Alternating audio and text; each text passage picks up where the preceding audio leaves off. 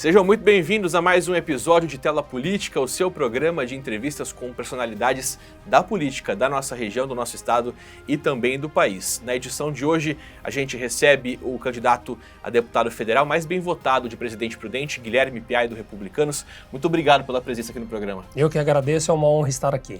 Piai, você teve uma votação bastante expressiva, foi o mais bem votado entre os candidatos a deputado federal na região de Presidente Prudente. Você praticamente triplicou a sua votação de quando você foi candidato a prefeito da cidade. Qual a sua avaliação? A que você atribui esse crescimento no volume de votos? Olha, eu fiquei muito honrado pelo resultado. Nós tivemos 32 mil votos dentro de Presidente Prudente, eu tive 10 para prefeito, é mais que o triplo, e no total 63.200 votos, sendo um dos candidatos mais bem votados em várias cidades da região. Com um detalhe, sem o apoio da classe política. Porque como eu sou um candidato novo, a maioria dos prefeitos estavam amarrados com deputados de outras regiões. Então foi um resultado muito surpreendente. Eu não tive apoio de nenhum prefeito da região. Foi o povo mesmo que abraçou minha campanha e abraçou de uma forma inimaginável. Era centenas de pedidos de material. Eu adesivei mais de 3 mil carros sem dar R$1 de combustível. Eu acredito que esse crescimento vem da minha força de vontade de fazer a diferença. As pessoas enxergam nos meus olhos um brilho muito forte. Eu amo a política desde garoto. Eu conheço essa região com a palma da minha mão. Conheço todos os problemas dela. Porque eu moro em Prudente, construí em Machado. Fiz loteamento em Regente, em Anastácio, construí em Epitácio, em Venceslau, tenho propriedade em Nantes, Martinópolis, então eu conheço e eu trago sempre que essa região ela merece muito mais do que essa política assistencialista que vem sendo feita. Nós precisamos ter alguém aqui pensando em futuro, em incentivo, em desenvolvimento econômico. Então quando eu preguei isso na região e mostrei o nosso potencial, que a nossa região, ao mesmo tempo que ela é a mais pobre, é a que mais pode crescer, ela tem um potencial absurdo. Só que não tem ninguém trazendo incentivo para cá, as pessoas compraram a ideia.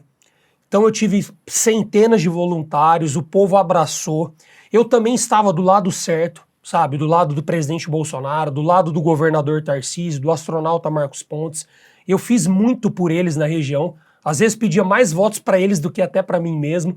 Então eu vim por amor, vim por projetos, vim com força de vontade, com brilho no olhar, as pessoas sentiram isso. E hoje eu fiz milhares de amigos na região, pessoas que eu não conhecia. Então eu fui um vitorioso. Tem duas maneiras de você ganhar, né? Com um mandato ou sem. Então eu ganhei de gigantes aí na política, eu fui muito bem votado.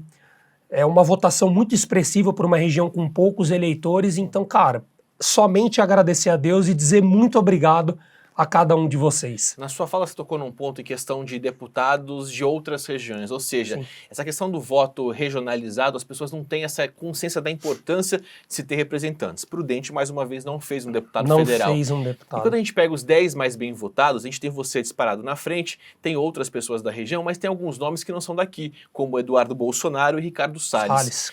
De que forma esse tipo de falta de consciência ou de falta de unidade na região pode prejudicar o futuro de desenvolvimento aqui do nosso Oeste Paulista? Olha, o Ricardo, a Carla e o Eduardo, eles foram bem votados em todo o estado de São Paulo. Eles tiveram votos em todas as cidades do estado.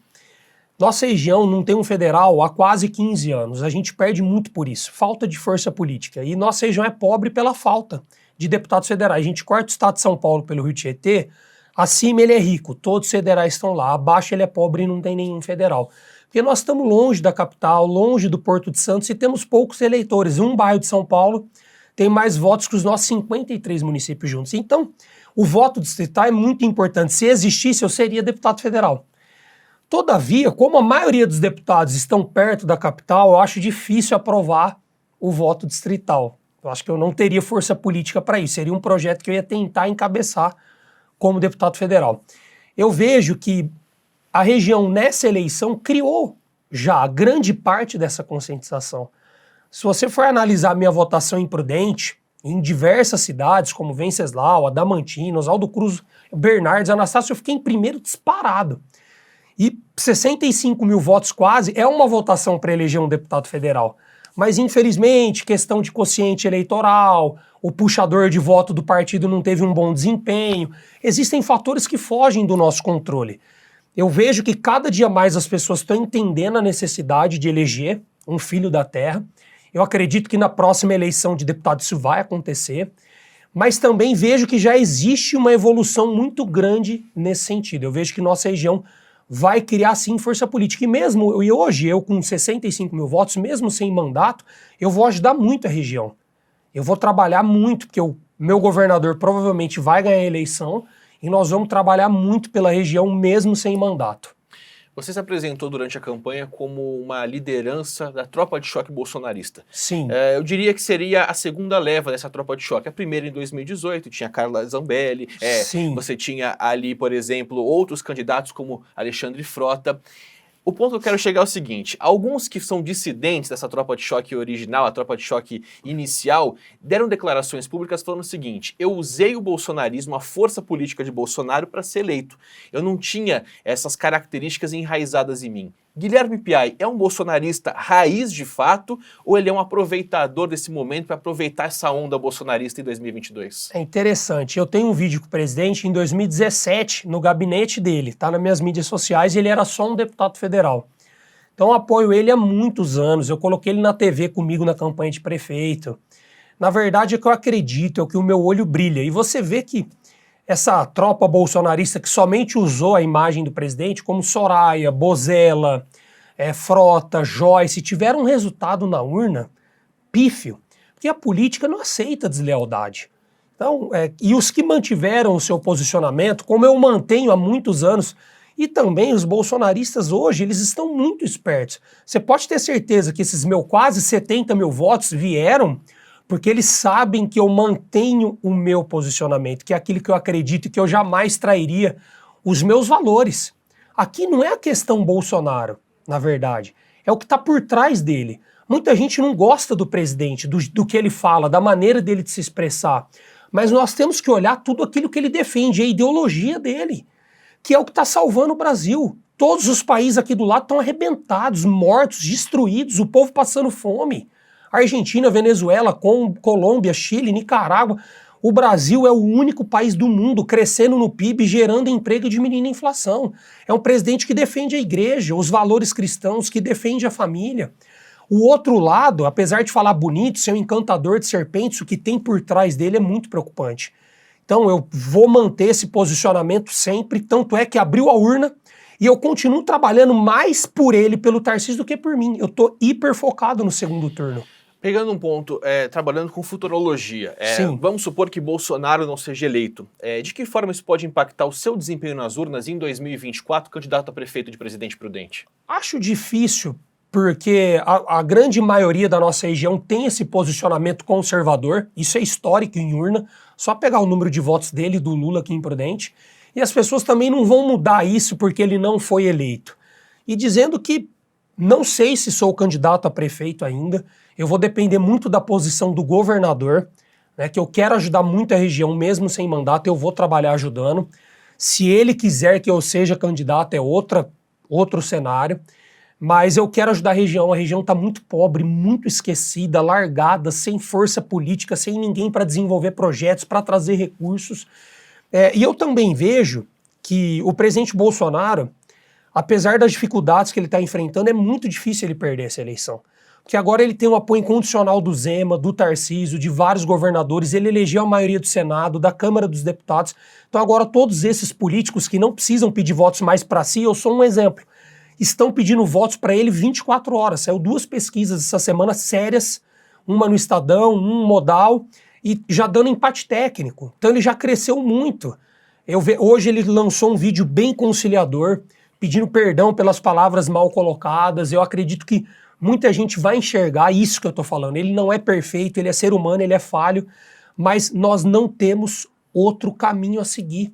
O Brasil não pode cair nesse discurso dessa guerra social que a esquerda cria, do rico contra o pobre, que é o que deu eleição para a esquerda no Chile, porque se isso acontecer, essa narrativa vai virar realidade. E eu vejo que quem mais fez pelo humilde, isso é básico, foi o presidente Bolsonaro. Quem mais tirou do pobre para dar para o rico foi o Lula. Porque se você pegar todo o recurso da história destinado ao Bolsa Família, não é 1/10 do que ele deu para o Odebrecht, para o JBS, do que ele mandou para os países vizinhos. O presidente fez o maior programa de distribuição de renda do mundo na pandemia. criou o Auxílio Gás, o Auxílio Brasil hoje é R$600, com 13º para a mulher. Se você consegue um emprego, você ganha R$200 de benefício. O Bolsa Família era R$80, você conseguiu um emprego, você perdia o benefício. Ele brigou contra todos os senadores do PT para aprovar a diminuição do álcool e da gasolina. Então quem mais se preocupa com o humilde é o presidente. Você tocou num ponto da questão do programa de distribuição de renda. O Bolsonaro sempre foi um crítico do Bolsa Família. Em muitos momentos, em outros momentos, enquanto ele não era presidente, ele criticou muito a forma como o presidente da República, até então Lula, depois Dilma, usavam esse programa, até mesmo, como ele dizia, de forma eleitoreira. Ele assumiu o mandato e criou um programa da mesma forma. Ele rebatizou um programa e, de certa forma, acabou tirando algumas características. Duas perguntas em uma. Uma delas, em qual momento ele mudou a chave para começar a apoiar um programa de distribuição de renda? E um segundo momento, o Auxílio Brasil não exige, por exemplo, que a criança esteja com a carteirinha de vacinação em dia. E a gente está vendo, nesse momento, várias doenças voltando, caso da paralisia. Quer dizer, não foi um desserviço você tirar alguma regra que tornava ali o benefício não só uma distribuição de renda, como também uma questão de política pública, social e saúde pública, na verdade? Olha, na verdade, tem duas coisas. A virada da chave foi na pandemia, quando ele viu que os governadores, para fazer política, estavam matando o povo de fome. Milhões de profissionais autônomos, milhões de comerciantes, milhões de funcionários desses comércios, que quem salvou todos os empregos foi o presidente. O governo do estado, eu sou comerciante, só nos arrebentou por política, por ego. Não ofereceram nada. O governo federal veio, MP 936, Pronamp. Quem bancou todas as empresas na pandemia foi o governo federal. Quem salvou o emprego foi o presidente Bolsonaro. E quando ele viu milhões de profissionais autônomos, aquele vendedor ambulante que ia para a praia de manhã para comprar o almoço e a janta, ele falou, pô, eu preciso criar esse auxílio. Criou-se o auxílio emergencial. E aí, depois disso, ele viu que realmente essa transferência de renda ela é necessária, só que da maneira certa, como eu disse. Ele oferece benefício para quem consegue um emprego. E o Brasil está gerando emprego pela política econômica do Paulo Guedes, é um dos únicos do mundo. Ele pegou com 15 milhões de desempregados quase do PT, vai entregar com 8. Mesmo com Brumadinho, crise hídrica, guerra da Ucrânia, pandemia, crise da Argentina. Então, a virada da chave foi a pandemia e a maneira certa, ele está oferecendo a porta de saída, ele está oferecendo o emprego e um benefício de R$200 a mais para quem consegue um emprego. Lembrando que o 13º é no nome da mulher. Sobre a carteira de vacinação, hoje o Brasil, pelo presidente Bolsonaro, desenvolveu tecnologia e está desenvolvendo pela primeira vez na história vacinas produzidas aqui no nosso estado, pelo Fiocruz. Então, é um desenvolvimento que aconteceu devido à pandemia, pode ter cometido algum erro? Pode, mas no quesito geral, o Auxílio Brasil ele foi muito assertivo. Né? Ele está distribuindo renda, ele movimentou o comércio na pandemia, prioridade para as mulheres, ajudando as pessoas a conseguirem emprego, e ele está fazendo, o PT usava como uma forma eleitoreira mesmo, porque ele não oferecia porta de saída, ele dava os R$80 só, a pessoa conseguiu um emprego, ela perdia o benefício.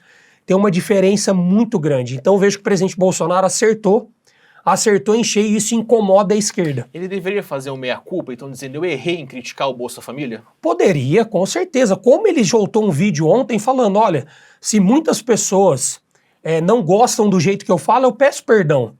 Só que quando a gente olha o time de ministros dele, vamos falar da Tereza Cristina, do Paulo Guedes, do Tarcísio e da Damares. E quando a gente olha o time de ministros do Lula, o Palocci, o Zé Dirceu, o Guido Mantega, a Gleisi Hoffmann, não dá para comparar, gente. Quando a gente olha o Brasil que ele está entregando e o Brasil que o PT entregou, e quando o Lula assumiu, relação dívida-PIB, 20%. Ventos econômicos, os melhores do mundo. Popularidade para reprovar todas as reformas, ele tinha. Bolsonaro assume com a relação dívida-PIB de 85%. Ventos econômicos, os piores da história. Guerra da Ucrânia, pandemia, crise da Argentina, crise hídrica, Brumadinho. E mesmo assim, compare os níveis econômicos. O presidente, às vezes, ele deslizou em algumas coisas, até o que ele falou durante a pandemia, ele vai pedir desculpa também. Né? Ele é ser humano, ele é falho. Mas, como eu disse, a gente tem que parar de esperar um político perfeito. Nós não vamos casar com o presidente que nós vamos votar. Nós temos que olhar o que está por trás dele e o que ele defende. Ele foi duramente criticado na pandemia na forma como ele conduziu não só a campanha de vacinação, a busca pela vacina, mas como também a forma como ele encarou a doença, desestimulando medidas sanitárias, desobrigando ou desestimulando o uso de máscaras, por exemplo, e inclusive fazendo piadas nas lives dele, como é a matéria, o trecho de uma gravação que inclusive o PT tem usado muito contra ele, que é o momento que ele simula a falta de ar, ironizando quem tem a doença. Você acha que ele falou demais, falou errado, ou ele realmente desacreditou na doença? Talvez um pouco dos três, mas eu vejo o seguinte, quando ele falou da falta de ar, ele quis dizer que o antigo ministro da Saúde estavam pedindo para as pessoas procurarem o sistema de saúde depois que tivesse falta de ar. Então ele falou, pelo amor de Deus, não façam isso. Busquem o tratamento preventivo, corram para os postos de saúde antes de vocês terem a falta de ar. Então ele não ironizou a falta de ar. É que pegam um contexto, cortam e colocam a pior parte de uma fala de diversos minutos que tem algo por trás explicativo. O Tarcísio explicou isso no debate da Band, deixando claro que ele não quis ironizar de forma alguma. O presidente quis dar liberdade, né? A vacinação no mundo começou em dezembro, no Brasil começou em janeiro. Quem quisesse se vacinar, como mais de 80% do povo brasileiro está com o esquema vacinal completo, nós somos exemplo para o mundo hoje. Um dos melhores desempenhos de vacinação do mundo é o do Brasil. Só que também ele não quis forçar as pessoas que não quiseram se vacinar. Ele quis dar liberdade para as pessoas. Ele errou na maneira de expor as ideias dele? Errou. Às vezes falou algo a mais? Falou. Mas quando a gente para de analisar a pessoa Bolsonaro e olha o por trás, como eu disse, o Brasil hoje é exemplo para o mundo, comprou 500 milhões de doses e deixou a pessoa escolher de qual fabricante ela queria tomar a dose. De qual forma de vacina desenvolvida a pessoa queria tomar a dose. Então, é um resultado muito positivo que foi apresentado. Ele não criou o coronavírus. Ele matou 700 mil pessoas. Então, o presidente dos Estados Unidos, o Biden, matou mais de 1 milhão de pessoas? Colocam como se ele fosse o culpado por ter criado o coronavírus, por ter trazido isso para o Brasil. Na verdade, as pessoas têm que enxergar que tudo que fazem tem um interesse por trás. Tem alguém disseminando isso e interesses bilionários. O maior patrocinador da campanha do Lula é o dono do Itaú, porque o presidente Bolsonaro criou o Pix, que está tirando... Criado no governo Temer, na verdade, né? Ele lançou o Pix. Mas quem disseminou, quem peitou, quem aprovou foi ele. E pode olhar lá nas doações, quem mais doou para a campanha do Lula foi o dono do Itaú. Então o presidente pensa muito nos humildes. O presidente é daquele jeito estourado, pavio curto. Essa característica, desculpa te cortar, mas acho que é para pegar o gancho. Pode falar. Essa característica dele, de alguma forma, não é ruim para quem é um chefe de Estado, como da importância, da envergadura do Brasil no mundo? Não, com certeza, mas ele melhorou muito ela. Você olhar o presidente hoje, no segundo turno, e o presidente ele desenvolveu muito isso, ele já está muito melhor. O Tarcísio tem muito esse controle emocional. Eu vejo que o presidente evoluiu muito nesse quesito e vejo também que, apesar desse pavio curto, como é provado todos os indicadores, o Brasil hoje é elogiado na mídia de todos os países do mundo. Nós estamos voando em todos os quesitos econômicos, PIB, crescimento, emprego, recorde de investimentos externos sendo colocados aqui no Brasil, deflação pelo terceiro mês consecutivo. Eu vejo que o presidente tem muito mais pontos positivos do que negativos. A gente tem que pôr na balança. Lados negativos, tem pavio curto. Lado positivo, é honesto. Desenvolveu o Brasil, está cuidando dos humildes. O maior programa de desenvolvimento econômico do mundo, o maior programa de distribuição de renda do mundo, o melhor time de ministros já visto na história do Brasil. Então, nós temos que pontuar isso. A gente observa agora, voltando um pouco para a nossa realidade regional aqui, o impacto ou as falas do Bolsonaro acabam impactando de forma positiva ou negativa para a campanha do Tarcísio. Por mais que ele tenha uma votação extremamente expressiva e surpreendente em grande parte do nosso interior do estado, ainda se tem mais ali duas semanas de campanha. Muita coisa pode acontecer até lá. Mas você está confiante com o resultado de que ele vai ser eleito. Se ele for eleito e convidar Guilherme Piai para compor o secretariado, por exemplo, você teria essa predisposição? Teria. Eu decidi que hoje, aos 32 anos, pela primeira vez na minha vida, eu vou entrar de cabeça na política. Eu nunca tive um cargo público eletivo, então vou respirar e viver isso agora. Quero, como eu disse, independente de qual seja o cargo ou o salário, eu não estou preocupado com isso, eu não preciso. Eu quero ajudar essa região. porque eu andei os 53 municípios dela, eu vi as dores, eu vi que nós temos um potencial maravilhoso, eu tenho pessoas me cercando muito melhores do que eu, pessoas inteligentes, preparadas, um em cada setor, que me trouxeram ideias maravilhosas que a gente consegue tirar do papel. Tem que ter força de vontade, tem que ter capacidade de gestão, tem que ter articulação política e nós vamos ter. Porque eu tenho certeza que o presidente vai ganhar, o Tarcísio também, o nosso astronauta ganhou, o Marcos Pontes esteve na nossa região 15 vezes.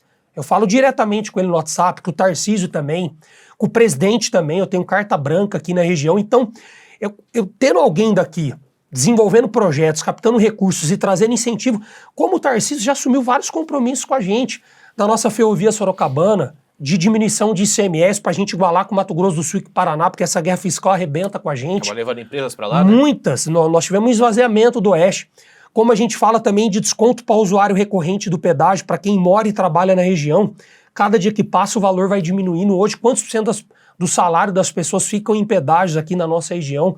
Como o Hospital da Esperança, que ele falou nas considerações finais no debate da Band, deixando muito claro que ele vai ajudar o nosso Hospital da Esperança, que as pessoas hoje com câncer daqui estão indo para Jaú, para Barretos, e muitos não estão conseguindo tratamento. Hoje tem mais de 200 pessoas na região com câncer morrendo sem conseguir vaga para se tratar. Vão pro CROSS e não conseguem vaga. E nós temos hospital pronto, que nós construímos, todo mundo aqui, quem comprou um McLanche Feliz, um SPCap, quem foi em um show, em um leilão, 150 leitos aproximados, tem 6 funcionando. Então olha a estrutura maravilhosa que nós temos ali. Então todos esses compromissos veio da articulação política. Porque às vezes que ele veio para a região, e o Tarcísio já veio muito para cá também, diferente do candidato PT que falou que foi ameaçado aqui, mentira. Não tem apoiadores aqui. O Tarcísio pede os feedbacks para mim. Quais são as dores do Pontal? Quais são as dores do Hospital da Esperança? Quais são as dores da Alta Paulista? E eu construí isso com pessoas fantásticas do meu lado. Eu tenho um time muito bom. E hoje o Tarcísio, ele fala da nossa região em todas as entrevistas dele. Falou na Jovem Pan, na UOL, no Pânico, no debate da Band. Então isso é um carinho por essa região que está muito esquecida. Eu andei conversando com alguns prefeitos da região, alguns que estavam na base de apoio de Rodrigo Garcia. E eles me disseram de uma insegurança que eles têm com os passos que o Tarcísio vai dar. Na seguinte maneira, a preocupação é acordos que já foram feitos, projetos que estão em andamento, enfim.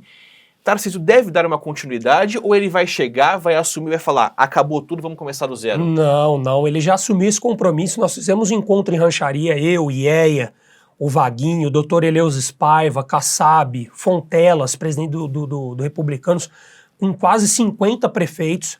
Fizemos uma chamada de vídeo. Hoje eu estou indo para Teodoro, vou almoçar com vários prefeitos do Pontal para reverter a situação lá. Ele vai manter todos os convênios, todas as obras, ele não vai descontinuar nada. Porque ele fez isso com o ministro da Infraestrutura. Ele não olha briga política, ele olha o povo. Você mora no município, a República Federativa é uma ilusão. E só se faz política com o prefeito porque as pessoas querem qualidade de vida no município, asfalto no município, creche no município, saúde no município. Então ele já gravou um vídeo específico, já rodou para todos os prefeitos do estado de São Paulo. Nós estamos fazendo encontros regionais em todas as regiões administrativas, firmando esse compromisso, que ele vai manter os convênios, os repasses, as obras, e dia 20, em São Paulo, nós vamos ter um encontro com o presidente Bolsonaro para prefeitos e vereadores no ginásio da Portuguesa, onde ele vai reafirmar novamente esse compromisso. Então hoje eu estou para te falar que o Tarcísio tem quase 500 prefeitos do estado de São Paulo apoiando ele. A máquina era muito pesada no primeiro turno, eu senti a máquina. Nós lutamos contra essa máquina, mas nós vencemos a máquina. E agora essa máquina está com a gente e vai ajudar muito a eleger não só o Tarcísio, que foi para o segundo turno pelo apoio do Bolsonaro, porque senão ele não iria. E agora, olha como a vida é. Vai ser ele e o Zema as duas peças-chave para a eleição do presidente do Bolsonaro. Para a gente encerrar então, Piai, você falou no começo da entrevista que não quer ser candidato ou não pensa em ser candidato nesse momento a prefeito de Prudente. Caso tenha esse aval, tenha esse pedido, como olhar para a região, continuar esse seu projeto nos próximos 2 anos, estadualmente falando, mas já pensando na sua possível candidatura em 2024? Não, eu vou ajudar muito a região, vou estar muito presente aqui e vou formar um time maravilhoso para 2024, independente de eu ser, se o governador quiser, eu vou ser candidato a prefeito de Prudente, eu não tenho medo, não tenho rabo preso com nenhum político da região. Tenho rabo preso com o povo de Prudente região que construiu essa história política comigo. Né? Eu não tive um vô, um pai para me pôr na política, eu construí essa história junto com o povo de Prudente. Então eu vou, independente de eu ser ou não, eu vou apoiar algum candidato. Nós vamos eleger muitos vereadores. Eu vou desenvolver essa região trabalhando em conjunto com todos os prefeitos e vereadores da região. Então eu estou pronto para trabalhar, pronto para ajudar a região. E daqui 2 anos também, caso seja a vontade do governador, do povo de Prudente, talvez ser candidato a prefeito de Prudente, sim. Né? Eu não tenho medo nenhum disso. Só que se eu estiver conseguindo ajudar muito a região e eu vou, e tiver um projeto futuro para 2026, porque nossa região precisa muito de um deputado federal também, talvez a gente apoie alguém e venha para deputado federal em 2026. Porque se eu ganhar para prefeito, eu jamais largo um mandato. Mandato foi feito para ser finalizado. Quem larga mandato no meio não tem palavra. Tem muita água para passar por debaixo da ponte ainda. Muita. Obrigado, Guilherme Piai, pela entrevista. Eu que agradeço, meu irmão. Foi um prazer estar aqui. Bate-papo interessantíssimo. Um abraço a todos que estão nos assistindo. Tamo junto, vamos honrar cada voto. Pessoal que está nos acompanhando, claro, sabe que nessa terceira temporada tem muitas outras entrevistas com várias visões diferentes da política e também visões de Brasil e de Estado. Te convido a acompanhar acessando tela2.com.br. A gente se vê no próximo episódio. Até lá!